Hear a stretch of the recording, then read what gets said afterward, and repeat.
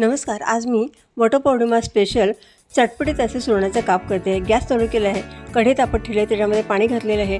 पाणी तापलं त्याच्यामध्ये अर्धा चमचा मीठ, 5-6 आमसुलं आणखीन तयार करून घेतलेले सुरणाचे काप वाफवण्यासाठी ठेवले आहेत. 4-5 मिनटं तुम्ही ठेवणार आहे. दुसरा गॅस चालू केला आहे, त्याच्यामध्ये कढई ठेवलेली आहे आणि कढईमध्ये 1 वाटी साबुदाणा मी भाजून घेते आहे. साबुदाणा लाल करायचा नाही आहे. 3-4 मिनटं भाजल्यावर गॅस बंद करायचा आहे. इकडे आपले सुरणाचे काप पण छान वाफवून दिलेत, गॅस बंद केले आहे. मॅरिनेशनसाठी एका कुंड्यामध्ये दही घेतलेले, त्याच्यामध्ये चवीप्रमाणे मीठ, लाल तिखट आणि जिऱ्याची पूड घालून मी ते फेटून घेते आहे.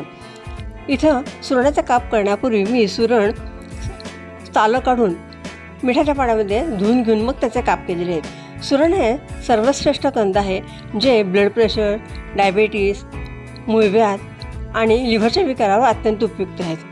आपले काप मी बाहेर काढून घेते थंड होण्यासाठी. साबुदाणा थंड झाला आहे तो मिक्सरमध्ये घालते आहे आणि त्याचा रवा काढून घेते आहे. हा काढलेला रवा मी एका ताटलीमध्ये काढून घेते आहे आणि त्याच्यामध्ये चवीप्रमाणे मीठ आणि लाल तिखट घालून मी ते एकत्र करून घेते आहे. आपले काप पण थंड झालेले आहेत ते मी प्रथम साबुदाण्याच्या रव्यामध्ये घुळवून घेते आहे आणि मग मसाल्यामध्ये एकत्र करते आहे. मसाला प्रत्येक कापाला मी हाताने लावून घेते आहे. अशा प्रकारे सगळे मॅरिनेट झालेले आहेत काप. इथे मी गॅस चालू केला आहे, तवा तापत ठेवलेला आहे.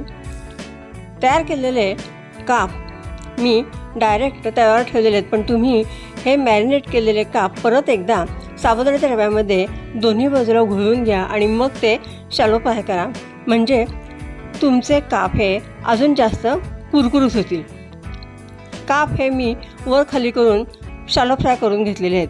आता इथं चटणीसाठी मिक्सरमध्ये ओलं खोबरं, शेंगदाणे, हिरव्या मिरच्या, जिरेपूड, मीठ, भरपूर कोथिंबीर, 2-3 चमचे दही, चवीप्रमाणे साखर, आवश्यकतेप्रमाणे पाणी घातलेले आणि चटणी वाटून घेतलेली आहे.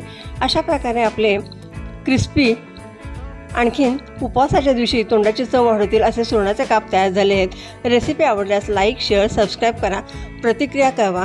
परत भेटूच. धन्यवाद.